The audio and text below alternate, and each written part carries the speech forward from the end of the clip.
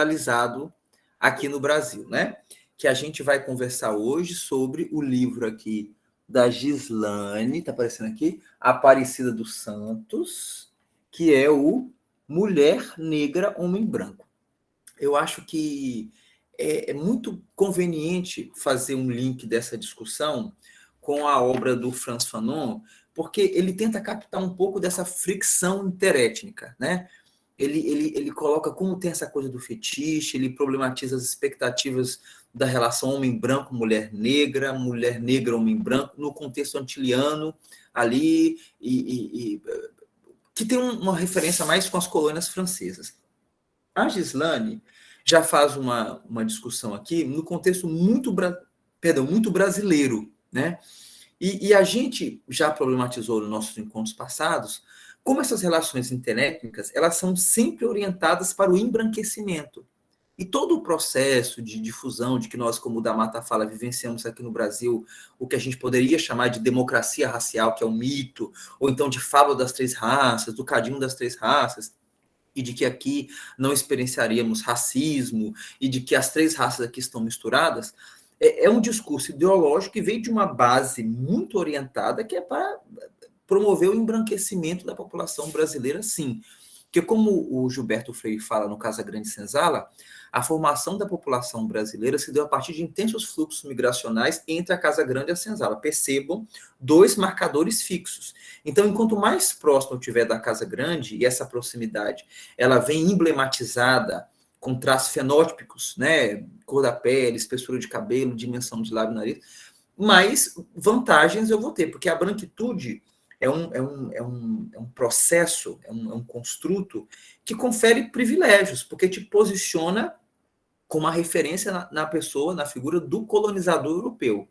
E a ausência da branquitude vai te posicionar numa condição de colonizado, escravizado, alguém que tem que seguir um receituário para, sim, conseguir se humanizar, né? Essa é a dinâmica. Então, nessa obra aqui, da Gislane Aparecida dos Santos, O Mulher Negra, Homem Branco, ela problematiza a dinâmica de mulheres que têm, mulheres brasileiras, né, que têm como dinâmica, como objetivo de vida, conseguirem um relacionamento com um homem branco, né? E ela começa fazendo algumas inquietações muito interessantes de como é que o racismo ele é uma estrutura de poder que acaba dinamizando, permitindo as possibilidades do amor e do desejo também. Como é que passa também pelas possibilidades do amor e do desejo. Porque para ela, o negro que usa essa máscara do racismo, ele não pode perceber nem a si mesmo e nem o outro, né? Porque essa dinâmica do negro que recusa outros negros para as relações afetivas, no ideal de conseguir se relacionar com o branco para assim estar agregando a si positividade, que é um pouco isso do que o Frantz Fanon fala lá no Pele Negra, Máscaras Brancas, segundo a Gislane, remete ao mais cruel de todos os conflitos, que é quando esse negro se torna incapaz de amar outro negro, ele vive, acima de tudo, a dor dilacerante de não ser capaz de amar a si próprio. Então, é uma discussão que eu acho muito mais, como é que eu vou dizer, muito mais, ela consegue ser muito mais subjetiva do que o Fanon, porque ela tem uma linguagem filosófica, psicanalítica, acredito eu, que faz com que a gente tenha uma identificação muito interessante no texto, né? E aí ela problematiza que o feminino negro se manifesta em uma sociedade racista, cuja a especificidade dessa sociedade eurocêntrica, moderna, se estrutura em mascarar o próprio racismo que se pratica, né? Nesse sentido aí, essa máscara do racismo, ela vem tentando recobrir até mesmo as possibilidades de amar e de desejar, mas vem aqui meio que galvanizada por um discurso da escolha. E como eu sempre coloquei para vocês, na obra lá do Bourdieu, A Distinção, que ele fala que gosto se discute. Mas não é o gosto se discutir de eu querer dizer que é melhor gostar do branco do que do amarelo, do preto do que azul, e a dinâmica tem que ser relações afrocentradas, negros namorarem com negros. Não, mas a gente tem que pensar, e esse é o movimento, e por isso todo esse referencial teórico que a gente tem tentado bater cabeça aqui para entender, é que a gente tem que entender como é que os nossos gostos e as nossas preferências são construídas. Isso não é inato. Por que eu tenho essa preferência? Por que eu tenho esse gosto? Por que eu só tenho interesse e desejo por esse perfil de pessoa aqui? Isso não é da gente pegar e ser professor de Deus, né, um Budman, e querer problematizar e traçar perfil dos outros. Mas a gente olhar para nós mesmos e começar a fazer essas reflexões, né? Então, para poder problematizar um pouco sobre esse percurso aí do amor e do desejo com essa matriz do racismo, ela investiga, né, algumas mulheres negras que buscam em uma relação com homens brancos uma forma de aceitação e promoção social, né? Porque, no argumento da autora, essas mulheres negras são as mais vitimizadas pela estrutura racista das diferentes sociedades. Porque, ao mesmo tempo em que elas são vítimas, elas acabam sendo também agentes dessa estrutura, porque elas atuam de modo a sustentá-la internamente, né? Ela vai, com seu comportamento, tipo assim, de ter uma orientação da busca pelo branco na relação, ou então de submeter a alguns procedimentos estéticos, físicos, quer dizer, a gente está em uma sociedade que as mulheres são orientadas a colocar formol no cabelo, para o cabelo parecer liso. Quer dizer, essas mulheres elas vão se submetendo a uma série de agressões físicas e também psíquicas, né? Para, de alguma forma, elas estarem posicionadas como mais passíveis de serem aceitas na dinâmica dessas relações. E é interessante que ela faz toda essa narrativa do livro aqui, dialogando com dois contos. Um deles os dois eu gosto, né? Não sei se eu gosto mais, que é o da Cinderela e o do Patinho Feio. E ela problematiza que os contos de fada, eles colocam, para quem está ouvindo e quem está contando, dilemas existenciais e também morais, e uma dualidade nessa narrativa que auxiliam ou que podem fornecer reflexões que podem auxiliar o ouvinte na tomada de decisões, a construir valores, a identificar mensagens, né? E aí, por que a gente conta tanto para as crianças esses contos de fada? Porque no momento da construção da personalidade dessa criança, ela vai adquirir, por meio desses contos de fadas, elementos que vão auxiliar para que ela entenda que estratégias comportamentais e de decisões que ela tem que tomar para resolver os dilemas que a vida vai lhe apresentar. Né? Quer dizer, que mensagem a gente conta quando a gente conta a história do Patinho Feio? Olha, que tem um mundo bem melhor, todo feito para você, é um mundo mais feliz que você vai viver. Na história da Chapeuzinho Vermelho, não desobedeça, vá pelo caminho perto do rio, não vá pela floresta. A gente vai mandando mensagens para as crianças com esses contos que a gente conta, né? E há também um outro lado, porque os contos também podem nos adoecer. E acho que o conto da Cinderela é um desses, né? Que é aquele conto que coloca que você vai ficar ali parado, esperando alguém vir te resgatar.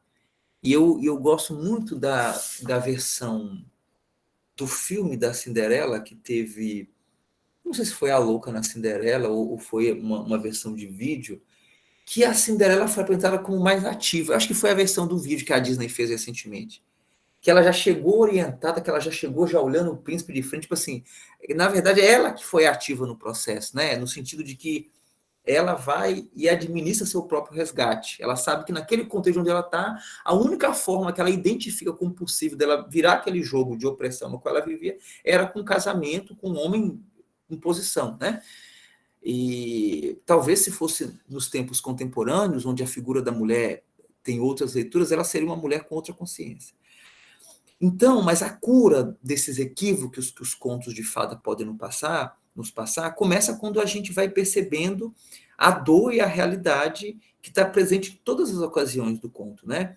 E que, por exemplo, nos contos que falam da situação da orfandade, né?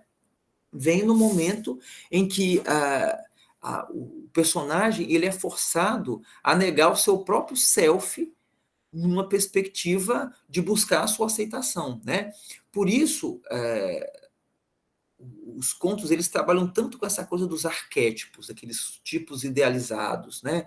O arquétipo do príncipe, o arquétipo da madrasta má, o arquétipo do bom amigo, né? Então,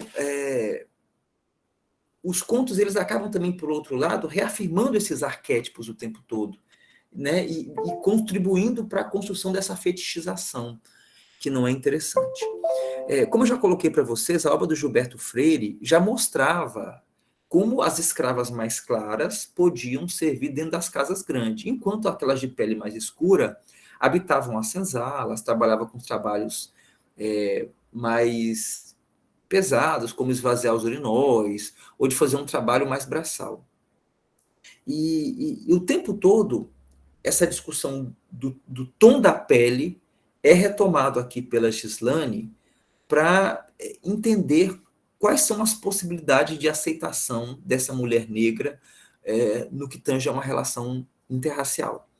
E ela retoma mais uma vez a questão do conto da borralheira, né, que é da Cinderela, porque ela entende que nenhum outro conto de fadas fala tão fortemente do sentimento de exclusão social e da luta para superá-los quanto a história da gata borralheira ou da Cinderela, né? E o que essa Cinderela, o que é a gata borralheira? Borralheira porque ela vivia no borralho, ficava sempre suja com o borralho do fogão, né? O que ela, de fato, essa Cinderela, essa gata borralheira queria? O amor dos pais, que ela perdeu porque a mãe morreu, depois o pai também veio a falecer.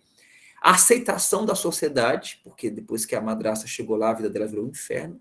Enfim, ela queria uma inserção em um mundo social que estava rejeitando, que ela estava numa posição completamente outsider, né? Então, assim como a figura do pai, o príncipe branco representava os aspectos da cultura assim mais nobre, né? Aquele que podia promover proteção. Quando o pai dela morre, ela perde aquela referência patriarcal do homem que a protegia, que lhe dava segurança. E agora, a única pessoa que poderia restituí-la a essa sensação de proteção e de segurança seria o príncipe. Por isso, né, ela busca o amor desse príncipe, né? No sentido de que o amor desse príncipe seria, então, um substituto natural do amor que antes ela só receberia do pai, né? Então, a partir desse link aí, a Gislane começa a problematizar como muitas negras, e eu posso também problematizar que muitos homens negros também, veem no casamento com pessoas brancas uma forma de projeção social, né? Como se estivesse agregando mais positividade frente às condições de adversidade que o racismo coloca em sempre posicionar pessoas negras numa posição, né, num status de inferioridade, porque fazem essa vinculação imediata à questão da colonialidade, né? Então, para a Cinderela, estar unida ao príncipe, ou como para as pessoas negras, estarem unidos de algum modo a essa pessoa vista como detentora de algo que atribui positividade, que é a brancura, vai adicionar algum elemento de positividade, né, à vida desses elementos que se percebem estereotipados. Então, voltando à discussão do texto aqui, onde ela pega especificamente a história de mulheres negras que querem se casar com um homem branco. E a personagem principal é a Lila Santos, que ela foi para a Europa para se casar não só com um homem branco, mas com um homem europeu e inglês, né? Então, né, nessa estrutura de pensamento, enquanto mais esse homem se aproxima do modelo do príncipe europeu estrito sensu, mais dignidade e mais brancura ele estaria adicionando à vida dessa mulher negra. Porque, por exemplo, no conto da borralheira, ela aceita a sua condição, né? Ela entende que ela está ali destituída de qualquer posição de privilégio, a gata borralheira.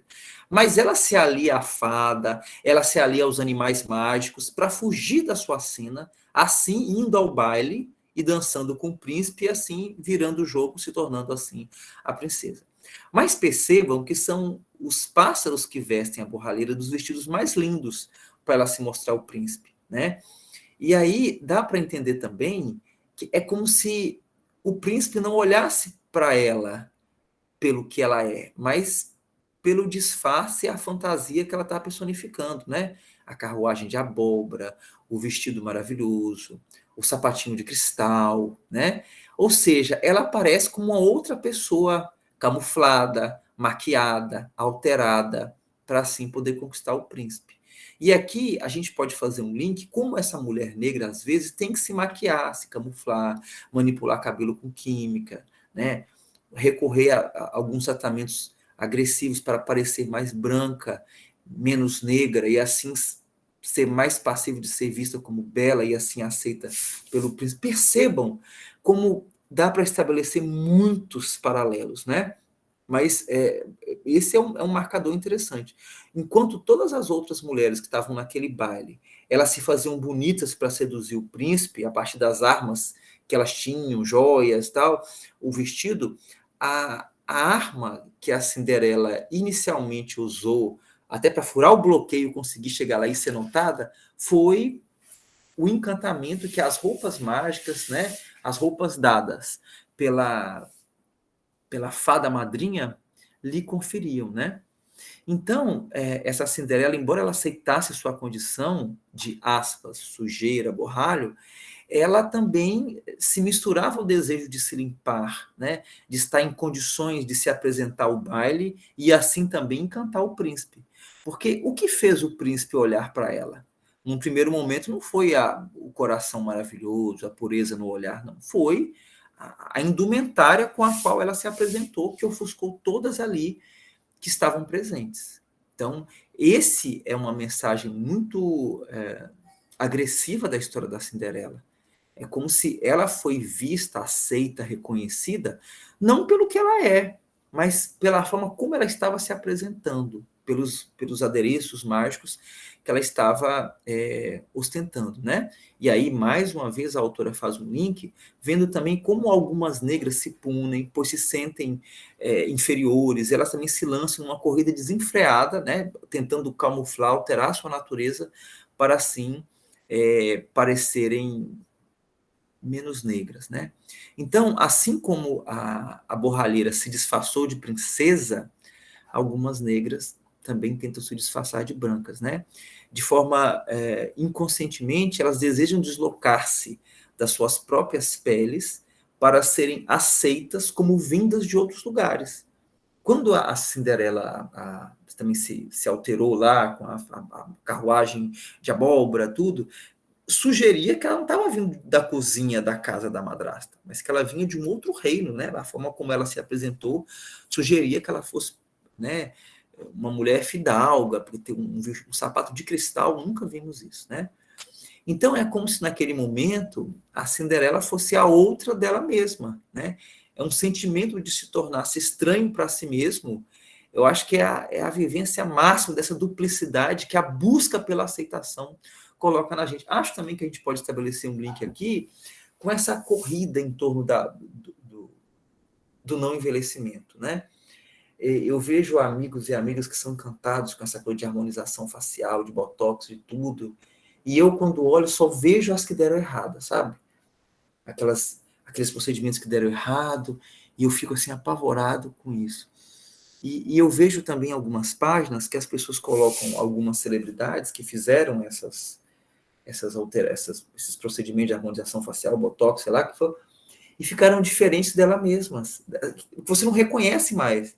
Então, quer dizer, a busca por camuflar a passagem do tempo, a busca por ser melhor aceita, faz com que as pessoas elas criam uma dualidade, uma duplicidade de si mesmas, com as quais elas passam a não mais se reconhecer, né? Então, o que a Gislane fala é que quando a gente nega tão intensamente aquilo que a gente essa conexão com o self, com nós mesmos, se perde de um nível tão devastador que a gente se torna estrangeiros para nós mesmos. É como se a gente não fosse mais capaz de nos reconhecer. E às vezes essa luta acontece para a gente ser aceito, para a gente conseguir uma turma, para a gente poder entrar numa relação que a gente deseja, né?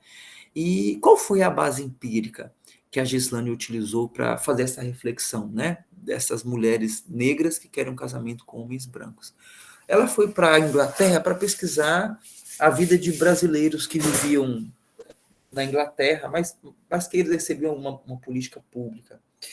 E dentre esses brasileiros, ela conheceu a Lila Santos, que era uma mulher que vivia numa condição muito difícil lá e que ela tinha saído do Brasil no afã de conseguir se relacionar com homens brancos, né? E ela tinha trabalhado aqui na academia, tinha sido professora, tinha sido pesquisadora, né? e tinha toda uma carreira aqui no Brasil, mas ela se sentia perseguida pelos outros negros e ela não aguentava ter sido preterida em relacionamentos interraciais por outras mulheres negras, mas de pele mais clara do que ela. E ela tinha uma relação lá na Inglaterra com um inglês chamado John, que eles ficavam juntos, depois ele sumia, sabe quando ela estava mais apaixonada que ele, sabe quando só um está apaixonado, aí ele procurava ela, e ela conta que quando ela o conheceu, ela ficou encantada quando soube que ele se relacionava, ele enquanto branco, tinha um histórico de se relacionar com mulheres negras, então ela disse, é esse aí que vai ser o homem da minha vida, então ela fez de tudo para conseguir essa relação, só que ela sentia que ele nunca a levava a sério, ela nunca conheceu a família dele, ele sumia, depois reaparecia, procurava ela, não buscava criar vínculos, até que ele sumiu por muito tempo, e quando eles se reencontraram, ele já estava casando com outra brasileira chamada Rita, e que era também negra, mas tinha a pele mais clara do que a da Lila. Era uma brasileira que seria lida como morena aqui no Brasil, né? E ela não conseguiu lidar com o fato de, mesmo na Inglaterra, mesmo entre um homem que se relacionava com negras, ela ter sido trocada por uma mulher de pele mais clara, negra, mas de pele mais clara do que ela. Então ela vivia presa naquele dilema, ela tinha sonhos que ela não conseguia explicar, onde ela se sentia ora uma Cinderela, ora uma patinha feia, né? E ela vivia cercada de pessoas nos quais ela queria conversar e falar esse drama dela, essa dificuldade dela não conseguir entender por que ela foi perdida por outra negra de pele clara, mesmo lá na Inglaterra, né? E do porquê desse desespero dela de querer se casar com um homem branco, europeu, inglês, né? E a forma e a Gislane não queria falar disso, ela queria falar da política lá. Mas a Lila insistia em falar sobre aquilo ali, tangenciava as entrevistas, as conversas, falando só desse assunto. E ela dizia que a forma como ela insistia em expor a sua história afetiva a estranhos, de forma tão repetitiva, era para ela não só humilhante, como também alimentava todos os preconceitos racistas contra os quais a Gislane, a autora, acreditava estar lutando. Sabe aquele jargão de que tá vendo? O negro também discrimina o próprio negro. Então, se o negro discrimina o próprio negro, é uma frase que autoriza o branco a ser racista. Como se diz assim, se até o negro é racista, então o branco também pode ser. Então, eu imagino ela como uma pesquisadora negra, como deve ser desconfortável você ouvir abertamente uma negra que não se aceita e que ela contava também que assim que ela chegou na Inglaterra, eu não sei se era um outro rapaz negro que era, acho que era moçambicano, que morava na Inglaterra, e outros imigrantes latinos ou francês negros a procuravam, e ela se sentia ofendida com aquilo, de, poxa, eu cruzei o oceano para vir aqui me envolver com outro negro. Não, eu vim para cá para arrumar um europeu branco, né, para me casar, né? E ela dizia que a fala da Lila, ela sempre ilustrada com muitas lágrimas, poesias e citações de textos, né, que discutiam essa questão interracial, né? E ela conseguia ver na figura da Lila uma imagem de muita carência e, ao mesmo tempo, resistência, né? Ela estava ali naquela luta por ser aceita, era uma meta dela conseguir o marido inglês, e ela sofria com aquilo ali, mas para ela era uma meta de vida, ela não queria desistir, ela não queria ter que entregar os pontos, porque para ela aquilo era algo muito caro, né? E era muito doído para a autora ter que ouvir uma mulher negra com sérios problemas de autoestima, né? E de aceitação também, que se dispunha a ser usada por homens brancos e ainda se humilhava atrás deles, porque para ela só seria realizada se ela então conseguisse o casamento com esse homem branco que a legitimasse. Eu consegui um homem branco. Ela cruzou a Europa, cruzou o oceano com esse intuito. E a autora não queria falar sobre isso. Para ela era até indigesto falar sobre, ouvir aquele texto ali, e ela não sabia se ela se posicionava como psicóloga ou como filósofa, ao pensar aquelas questões todas. E às vezes ela mandava mensagem, escrevia bilhetes. Olha, você tem que escrever sobre isso, você tem que falar sobre a minha história, isso é muito pesado, eu não estou aguentando mais.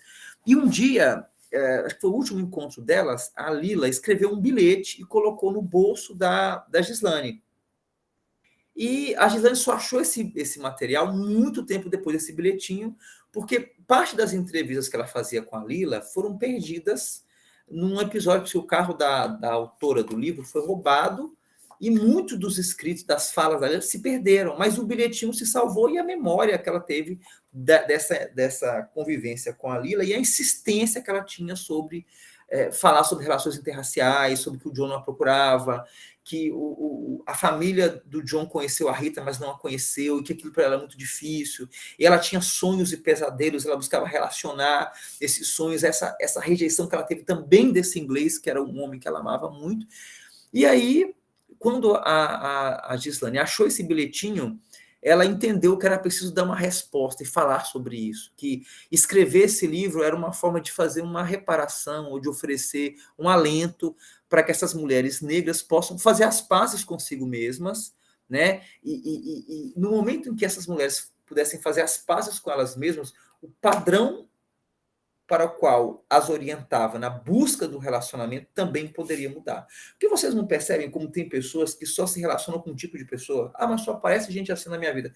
Porque a gente manda uma mensagem para o exterior daquilo que a gente está buscando.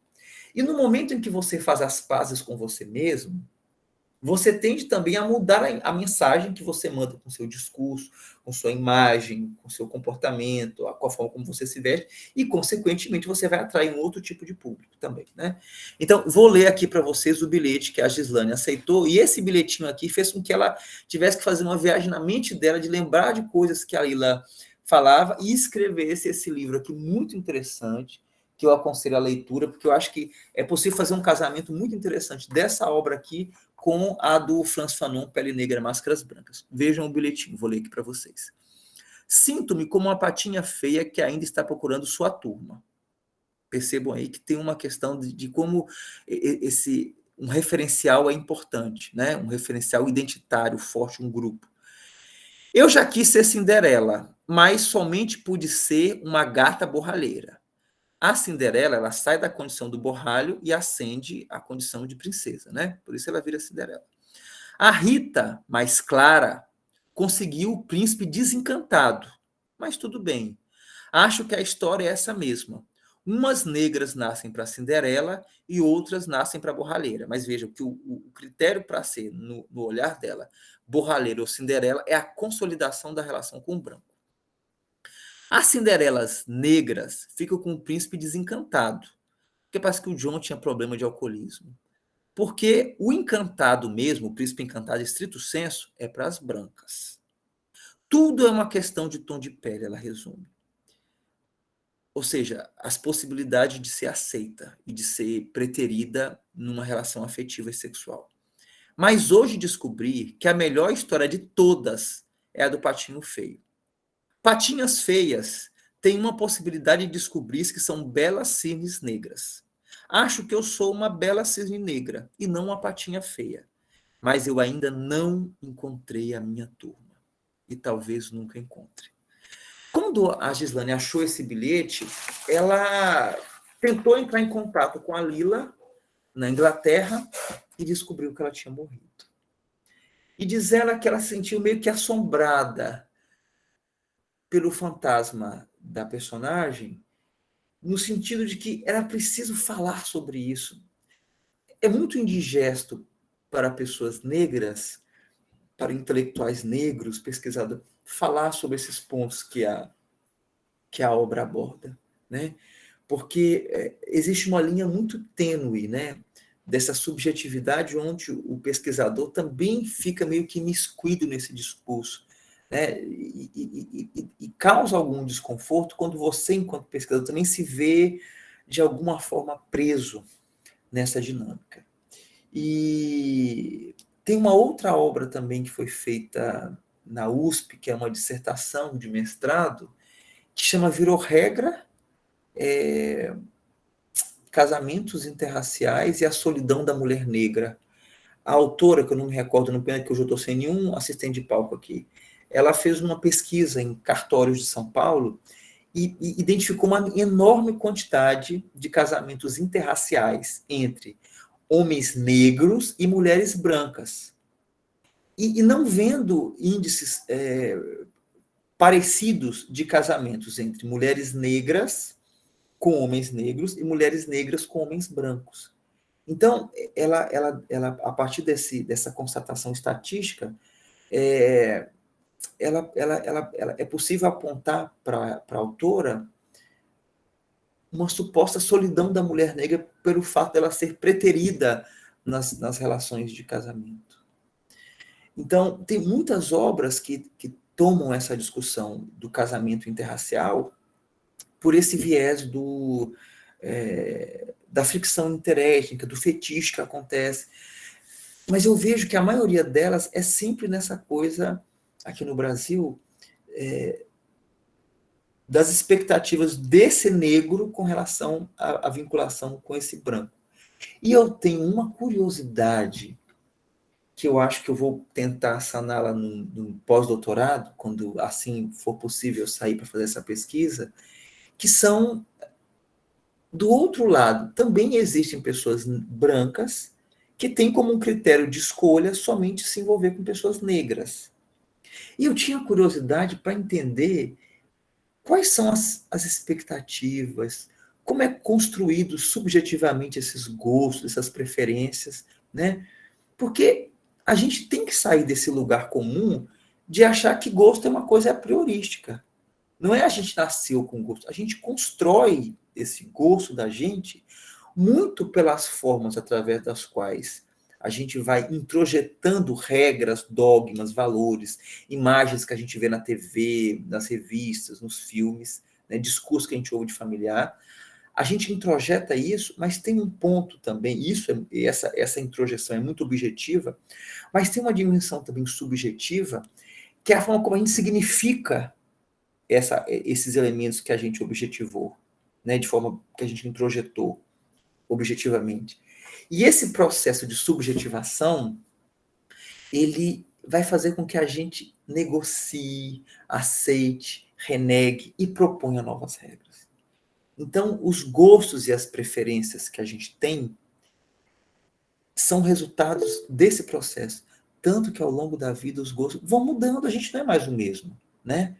Tem coisas que a gente gosta e acha perfeito, e depois, quando vê, acha horroroso, né?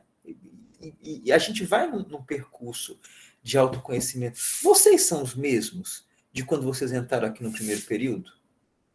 Eu acredito que não, porque a gente não passa incólume as leituras e as provocações. Porque o sentido da gente pegar esses textos acadêmicos aqui e conversar é eles, de alguma forma, mudarem a nossa vida, mudarem a nossa forma de pensar. É que a gente consiga viver melhor, se aceitar melhor, aceitar o outro melhor, ampliar esses limites da tolerância para a convivência. E aqui, como é um curso de licenciatura, vocês vão ser educadores, professores. Tem um ponto mais interessante, que vocês vão ter que pegar toda essa discussão acadêmica que a gente tem aqui e conseguir transpor isso para uma linguagem escolar. Transpor. O que vocês vão fazer, licenciados, é transpor conhecimento acadêmico em conhecimento escolar.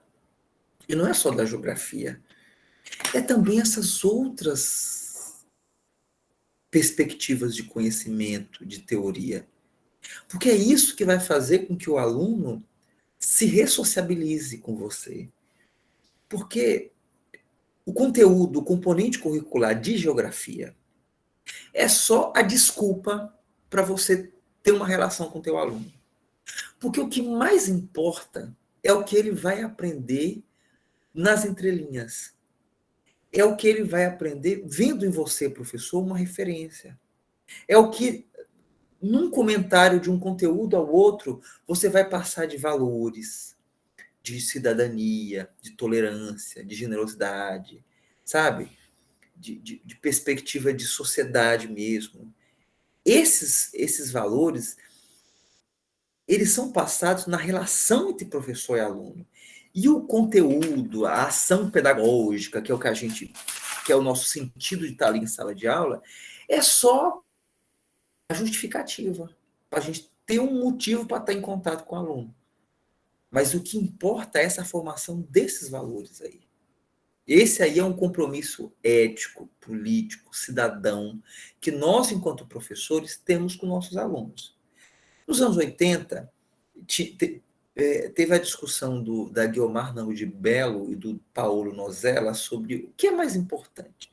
A competência técnica, né, que é o conteúdo estrito sensu, né, ou o compromisso político. A gente pode enlarguecer para essa perspectiva mais ética, cidadã. A gente tem que aproximar os dois. A gente tem que mobilizar práticas pedagógicas, práticas curriculares, essa ação pedagógica que começa no momento do planejamento, se estende à regência, vai até a avaliação, que ainda deve ser um momento de aprendizagem, experiências que permitam que o aluno se eduque. E o se educar passa também pela introjeção de valores.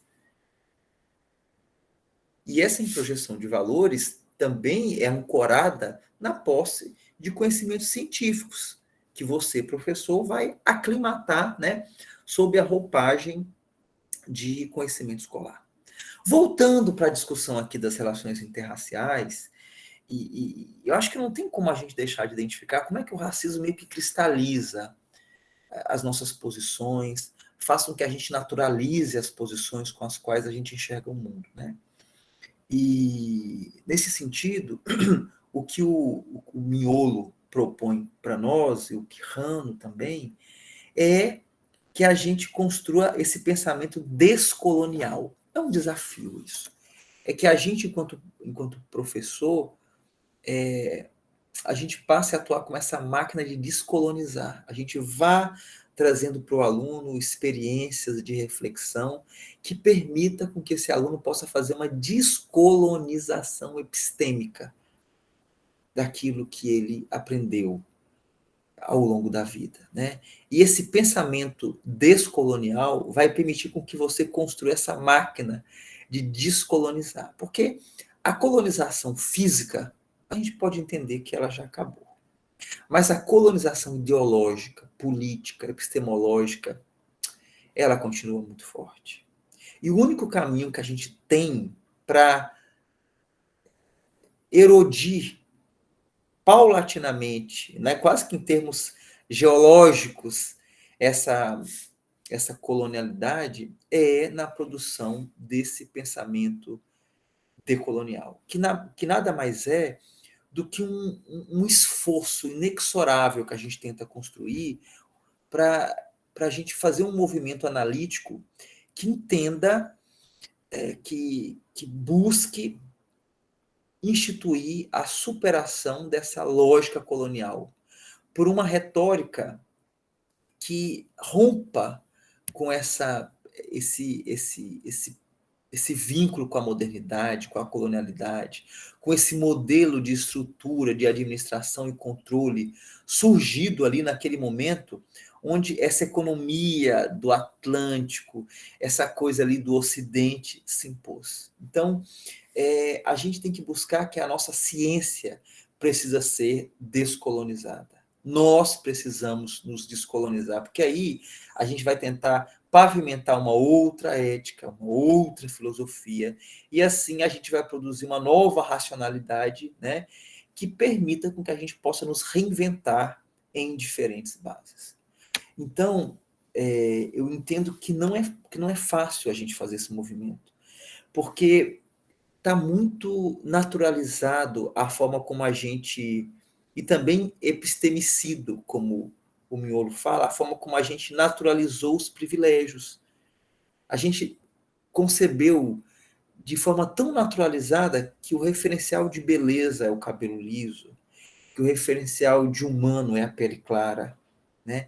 E aí o Miolo fala que tem outras estruturas que ajudaram também a construir esse pensamento decolonial, né? Ele fala que esse construto ele teve também bases, né, nesse controle do capitalismo, né, o fundamento racial e patrimonial e patriarcal que passou a enunciar os privilégios. Em muitos momentos, a perspectiva religiosa também é acionada para, de alguma forma, ajudar a naturalizar mais ainda esse movimento que, com uma eficácia ímpar, transformou diferenças em desigualdades. Então, é uma descolonização epistêmica que a gente tem que fazer. A gente tem que se perceber como máquina de descolonizar, porque a saída para que a criança negra não cresça reproduzindo esse senso de desvalor consigo mesmo, que não cresça com essa egodistronia, essa dificuldade de autoaceitação, para que ela possa fazer as pazes consigo mesmo, é a gente reposicionando essa história e contando como é que a colonialidade produziu na imagem desse negro esse outro, de como é que isso é ideológico, que não tem nenhuma base biológica para isso, não tem nenhuma base natural para isso, nem científica, é ideológico. E é só o conhecimento que vai permitir com que você forneça a esse aluno essa chave para ele entender que a ideia de branquitude e negritude é um construto colonial. Que você associar a negritude a elementos depreciativos é um construto colonial.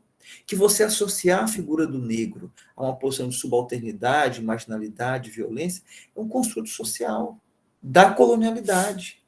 Ou então, no máximo, quando você aceita esse negro, essa negra, pelo viés do exótico, do diferente, também é um construto colonial que fetichizava esse corpo do escravizado, do colonizado. Então, é uma provocação que a gente vai buscando construir na forma como você vai contar o surgimento aqui das Américas. O aspas, aspas, aspas. O descobrimento aqui das Américas. É a forma como a gente vai abordar essas questões em sala de aula que você vai jogar elementos para você, com o teu aluno, conversar, discutir acerca da questão do racismo, né? E aí a gente vai conseguir produzir, sim, uma epistemologia escolar antirracista. Não adianta você ir para a sala de aula fazendo aquilo que o Stuart Hall chama de multiculturalismo celebrativo ou folclórico, abordando a questão da abolição da escravidão no dia 13 de maio, ou o dia da consciência negra no dia 20 de novembro, sem você jogar elementos para instrumentalizar o aluno de como aquela situação chegou àquele ponto. Por que a gente tem que comemorar o 13 de maio? Por que é importante o Dia da Consciência Negra? Como é que foi construída essa ideia de negro aqui no Brasil? Por que foi construída essa ideia de negro? Em qual momento os traços antropomórficos, sinais diacríticos, cor da pele, espessura de cabelo, dimensão de lábio, passou a figurar como um status que posicionava que lugar os indivíduos ocupavam no interior das relações coloniais. Eu repito, nós continuamos sujeitos colonizados. A gente continua tendo um imbricamento, como o Baba fala, a gente continua tendo um imbricamento ideológico com uma matriz cultural que figura como superior, que é a europeia. Essa que a gente cultua. Mas é um desafio essa desconstrução, essa descolonização epistêmica. É algo que a gente vai todo dia tentando acionar esse referencial para ajudar a gente a romper com isso. E é um desafio, sabe? A escola está aí para a gente fazer isso, a academia está aí para a gente fazer isso. Eu acho que vocês vão ver, talvez em poucas disciplinas, essa discussão acontecendo, porque a gente naturaliza essa discussão de como é que as relações coloniais estão aí até hoje, deixando essa marca na educação, essa marca na epistemologia, porque essa ciência que a gente está trabalhando aqui é uma ciência eurocêntrica também. Então, não é a negação da ciência como técnica, como epistemologia, como metodologia, mas de entender que essa ciência também tem seus enviesamentos. E que a gente tem que fazer esse movimento também de estranhar tudo que nos é familiar, inclusive essa perspectiva de ciência que acaba naturalizando essas diferenças construídas historicamente pelo viés colonial entre negros e brancos. Tá bom? Alguém gostaria de fazer algum comentário sobre essa questão? Alguma pergunta? Acho que essa é a grande questão, professor, a questão de naturalização, porque uma vez enraizado é muito difícil pensar diferente ou até tentar construir uma coisa diferente. Eu acho, Paulo, que é difícil e é dolorido. É igual o processo de análise com o psicanalista. No começo é muito difícil, porque você acaba desenterrando fantasmas, assim, sabe? Literalmente procurando pelo em ovo. E é um processo muito dolorido mesmo. Mas ele é extremamente libertador, sobretudo para nós professores, quando a gente entende como o racismo deixa marcas na gente, como o racismo está ali na escola, como é que, que a criança negra está ali ouvindo deboche, piadinha, bullying na escola todo dia, né? A gente não pode aceitar de forma, ou melhor, a gente não pode continuar aceitando de forma naturalizada que outras gerações de racistas se formem dentro da educação brasileira. E a gente permitiu que essa bola continuasse rolando solta até hoje, 2022, porque a gente em nenhum momento se dispôs a tentar propor uma ruptura com essa narrativa que naturaliza a forma como as diferenças foram construídas e como essas diferenças funcionam como definidoras de desigualdade. Nós nunca seremos iguais. Ou melhor, nós nunca seremos, nunca haverá, como é que é? Nós nunca seremos, nós nunca deixaremos de ser diferentes, mas nós devemos lutar para que não haja desigualdade. Diferença não é desigualdade. As diferenças sempre vão aparecer, sempre vão estar se manifestando na escola. Mas o caminho para isso aí, Paulo, para desnaturalizar, implica em a gente recontar essa história. A gente recontar essa história da colonialidade, da colonização, do mito da modernidade, dessa forma não romântica. De contar, sabe, o lado B da história, que esse não é contado, a violência epistemológica que é feita. Eu acho que o constrangimento passa a acontecer quando a gente se percebe colonizado. No momento em que você tem contato com essa literatura, é de muito estranhamento, porque deixa a gente meio sem referência, mais isso, mais aquilo. Mas no momento em que você passa a se perceber também colonizado e que você foi sequestrado por esse discurso da colonialidade e o naturalizou, aí você passa também a se romper numa lógica para superar isso. E nesse momento aqui, é a única coisa que nós podemos fazer em respeito aos nossos alunos negros e mestiços. Porque eles continuam ouvindo da mídia discursos racistas velados, simbólicos, né? E não precisa dizer nada. Quando você vê que o referencial de beleza não é o negro, já tem uma violência instaurada ali. E o que a gente tem que perguntar, e o que a gente tem que levar para o aluno em sala de aula, é por que esse não é o referencial de beleza? Como foi construída a noção de estética? Vem importado de que povo? Que megalomania é essa que o governante da Espanha e de Portugal achava que eles podiam dividir o mundo entre eles? E que megalomania é essa de achar que é a ciência europeia que é o modelo de humanidade? Tem um filme que eu acho interessante, e aí vocês podem assistir filmes que ajudam também a ilustrar isso. Tem uma parte daquele filme Os Deuses Devem Estar Loucos, acho que é de 82, o primeiro filme desse, que cai uma garrafa de Coca-Cola lá na comunidade lá, que vive em isolamento, e passa a cair muitas, e eles acham que aquela garrafa traz problemas, e eles vão se livrar daquela garrafa, e jogam outra garrafa, e aquilo vira um problema, e eles saem para jogar a garrafa mais longe possível, e é a primeira vez que esse nativo vê uma mulher loira e branca, ele morre de rir, porque ele, meu Deus, que pessoa feia, que pele... Aquela imagem que ele nunca viu um ser humano com aquelas características, e para ele aquilo era feio. Então, esse movimento de você se pôr no lugar do outro, de você tentar se identificar com aquilo que você chama de exótico, que é você tentar seguir os passos daquele que você chama de estranho, vai fazer com que você humanize essa diferença. E é esse o movimento que a gente tem que fazer, é jogar o aluno experiências, reflexões, para que ele possa tentar desnaturalizar essa forma como ele introjetou as relações raciais. E aí implica em a gente romper com esse multiculturalismo. O que é multiculturalismo? É a convivência de diversas perspectivas culturais num seio cultural, numa perspectiva escolar. Isso é multiculturalismo. Só que tem perspectivas desse multiculturalismo acontecer. O Rolf fala que tem um multiculturalismo celebrativo ou folclórico, que é aquele que celebra as diferenças, mas não questiona como elas são produzidas, como elas são fabricadas, ou como elas são retroalimentadas ou fomentadas. Tem um multiculturalismo, como é que chama?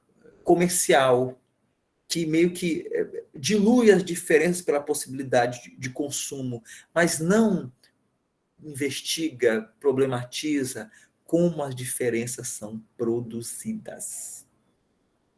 E o multiculturalismo que nos interessa é esse que o Stuart Hall chama de multiculturalismo revolucionário, multiculturalismo crítico, que é o Peter McLaren fala disso também, a Vera Kandor, que é esse multiculturalismo que busca questionar como as diferenças são produzidas e quais mecanismos são atrelados a ela para que elas fiquem metamorfoseadas sob a forma de desigualdade. Esse é o desafio que a gente tem que fazer. É romper com essa perspectiva de celebrar diferenças, mas abraçar uma perspectiva crítica de investigar como elas são produzidas. E aí a gente se posicionar em sala de aula como uma máquina de descolonizar mesmo. De que é quase nos termos gramscianos, da coisa do intelectual orgânico, a gente tem um compromisso com essa descolonização. Porque a gente entender que a manutenção dessa perspectiva de colonização naturalizada, ela é disruptiva com a autoestima da população negra, dos nossos alunos. E a gente vai estar formando também uma nova geração de racistas. Porque quando alguém chama uma outra pessoa de forma depreciada de negro, então associa algum animal, não é só aquela pessoa que está falando. Aquele sujeito racista, ele está dando eco a todo um ethos, a toda uma lógica cultural que autoriza aquele tipo de discurso também. Entenderam? Então não tem como a gente virar as costas para isso. Alguém quer falar mais alguma coisa sobre esse assunto? Quer fazer alguma pergunta? Não?